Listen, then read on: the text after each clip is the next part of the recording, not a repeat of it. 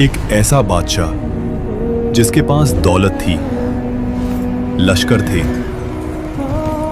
महल थे और सबसे ज्यादा उसके पास वो चीज थी जो इंसान को तबाह कर देती है, तकब्बुर।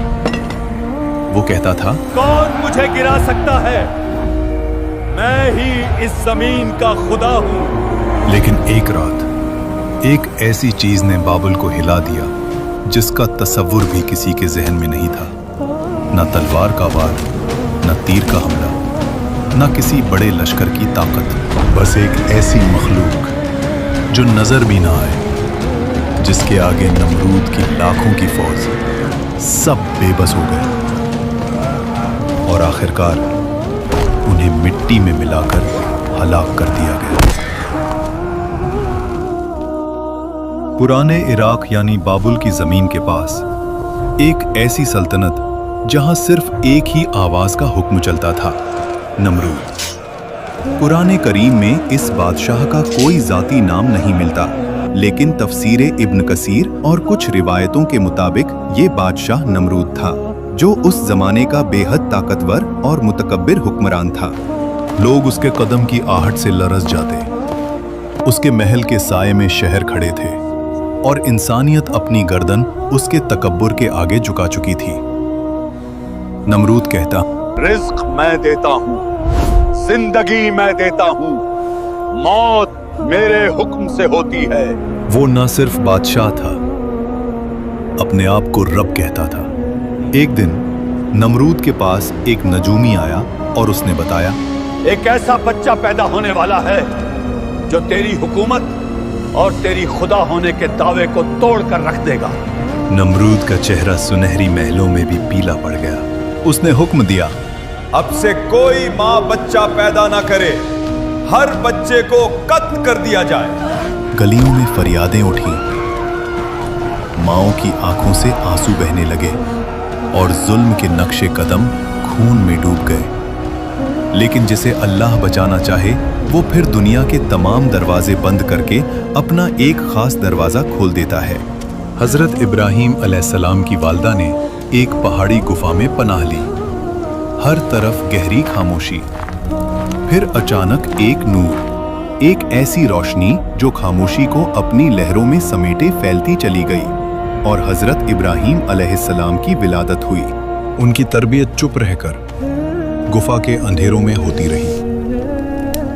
जिस वक्त बाहर जुल्म का अंधेरा पूरी फिजा को निगल रहा था, अंदर अल्लाह एक रोशनी तैयार कर रहा था जो आने वाले जमानों की तकदीरें बदल देने वाली थीं। दोस्तों, आज का सवाल, कौन से नबी अलैहिस्सलाम जिन्नों और जानवरों से बात कर सकते थे? अपना जवाब कमेंट्स में लिखिए और जिन लोगों ने अभी तक सब्सक्राइब नहीं किया, सब्सक्राइब कर लें ताकि हमें मोटिवेशन मिले और ऐसे कंटेंट आप तक पहुंचता रहे। जज़ाकल्लाहु खैर। गुफा से निकलते ही इब्राहीम अलैहिस्सलाम ने अपने आसपास की दुनिया को देखा। तारे, चांद, सूरज सब एक निजाम में चल रहे थे। यहीं से उनका सफर शुरू हुआ। कुरान के मुताबिक इब्राहीम अलैहिस्सलाम के वालिद का नाम आज़र था। वो बुत बनाने वाले एक मशहूर कारखाने के सरबराह थे और इब्राहीम अलैहिस्सलाम की तरबियत बचपन से ही उस बुत परस्त घराने में हुई। हजरत इब्राहीम अलैहिस्सलाम हर चीज को गौर से देखते। उनकी जुबान पर एक सवाल रहता, हक क्या है? कौन है जो मेरे अंदर ये सोच पैदा कर रहा है? यही सवाल उन्हें अजीम बनाने वाला था। उस कौम के लोग सितारों को सजदा करते, चांद को खुदा मानते, सूरज के सामने सर झुकाते, लेकिन फिर सब गायब हो जाते। हजरत इब्राहीम अलैहिस्सलाम का दिल पुकारता, ये सब फानी है, खुदा फानी नहीं हो सकता। जब लोग रास्ते पर गुजरते, बुतों को सजदा करते, दुआएं मांगते, इब्राहीम अलैहिस्सलाम चुप खड़े उन्हें देखते रहते। एक रोज उन्होंने अपनी कौम से पूछा, क्या ये पत्थर तुम्हें सुन सकते हैं? कौम हंस पड़ी। इब्राहीम, ये तो हमारे बाप दादा के माने हुए माबूद हैं। उन्होंने फिर कहा, ये ना तुम्हारा नुकसान रोक सकते हैं, ना तुम्हें कोई फायदा दे सकते हैं, और फिर भी तुम उनकी इबादत करते हो। कौम ने गुस्सा किया, ए इब्राहिम, तुम्हारी जबान बहुत चलती है, मगर ये हमारी आबाओ अजदाद की रिवायत है। लेकिन इब्राहीम अलैहिस्सलाम ने छोड़ना नहीं था। उनका मकसद था तौहीद। देर रात तक दिन भर इब्राहीम अलैहिस्सलाम हर दरवाजे तक जाकर लोगों को समझाते रहे। तुम्हारा रब वो है जिसने आसमान, जमीन, सितारे, सूरज सब कुछ पैदा किया। मगर बुत परस्त कौम का दिल पत्थर था, उनके बुतों की तरह। एक दिन इब्राहीम अलैहिस्सलाम ने देखा कौम एक बड़ी खुशी और मेला मनाने गई हुई थी। पूरा शहर खाली। इब्राहीम अलैहिस्सलाम उनकी इबादत गाह में दाखिल हुए। उन्होंने चारों तरफ देखा, गुंबदों में गूंजती खामोशी और उन पत्थरों का जमा हुआ बोझ जो सदियों से लोगों के कंधों पर था। उन्होंने एक गहरी सांस ली। आज इन्हें जवाब देना होगा। फिर एक एक करके अपनी कुल्हाड़ी से बुतों को गिराना शुरू किया। कोई जमीन पर गिरा, कोई टूट कर बिखरा, किसी का चेहरा चूरा चूरा हो गया। और आखिरी में सबसे बड़ा बुत, इब्राहीम अलैहिस्सलाम ने वो कुल्हाड़ी उसके कंधे पर लटका दी। जब लोग वापस आए और अपनी इबादत गाह की हालत देखी तो चीख उठे, ये सब किसका काम है? किसी ने कहा, इब्राहीम नाम का जवान हमेशा हमारे बुतों की बुराई करता है। इब्राहीम अलैहिस्सलाम को दरबार में बुलाया गया। उनसे पूछा गया, इब्राहिम, क्या तुमने इन्हें तोड़ा है?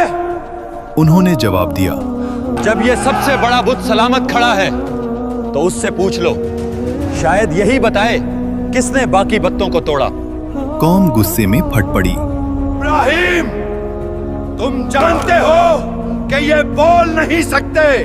इब्राहीम अलैहिस्सलाम का जवाब उस शहर की दीवारों को हिला गया। जब तुम जानते हो कि ये बोल नहीं सकते, चल नहीं सकते, फायदा नहीं दे सकते, नुकसान नहीं पहुंचा सकते, तो फिर तुम उन्हें रब क्यों बनाते हो? ये आवाज हवाओं में घूमी, लोगों की जुबानों से टकराकर नमरूद के महल तक पहुंच गई।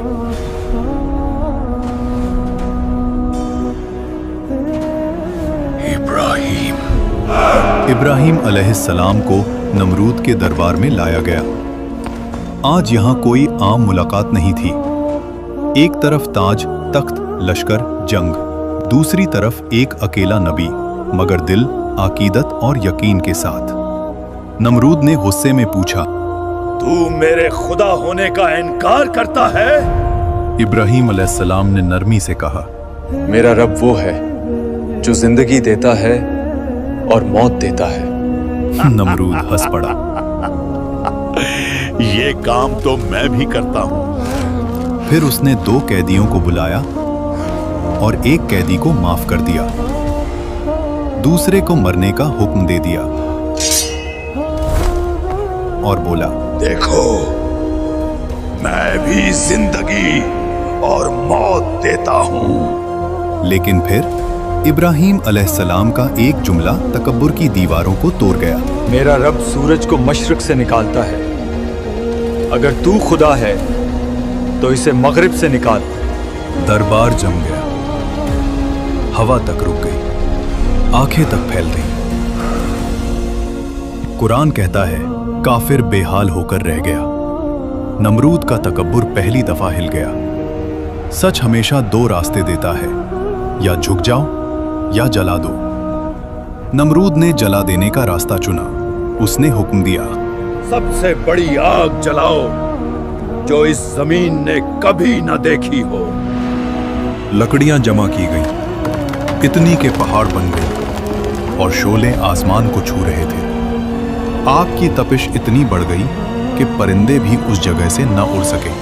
फिर एक मुंजानीक तैयार की गई जो पत्थर और आग के गोले दूर तक फेंकती थी। हजरत इब्राहीम अलैहिस्सलाम के हाथ बंधे गए। जालिम कौम हंस रही थी।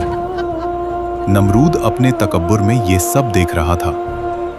और फिर इब्राहीम अलैहिस्सलाम को आग में डाल दिया गया। जमीन ने सांस रोक ली। आसमान साकूत में डूब गया और फिर अर्श इलाही से हुक्म उतरा, ए आग, इब्राहीम पर ठंडी हो जा और सलामती बन जा।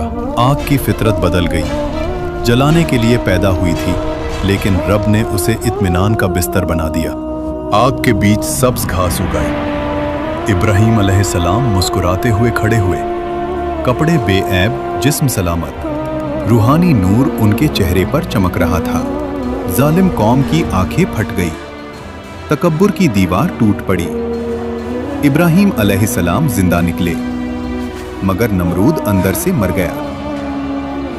आखिर नमरूद और उसकी फौज का अंजाम क्या हुआ? ये वाकया कुरान में नहीं आता, मगर इब्ने कसीर ने अपनी तफसीर में एक रिवायत के तौर पर बताया है कि एक दिन अल्लाह ने एक छोटे से मच्छर को नमरूद की फौज पर मुसल्लत कर दिया।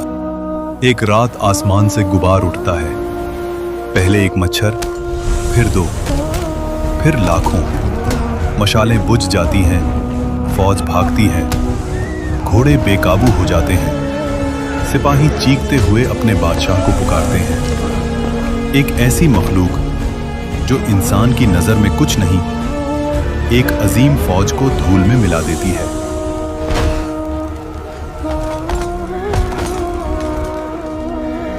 नमरूद भागता है, अपना चेहरा छुपाता है, लेकिन एक मच्छर उसकी नाक में घुस जाता है। दिमाग में दर्द फैल गया। तकब्बुर का पहाड़ एक कतरे की तकलीफ से गिर गया। वो सर पे मुक्के परवाता, दीवारों से सर पीटता।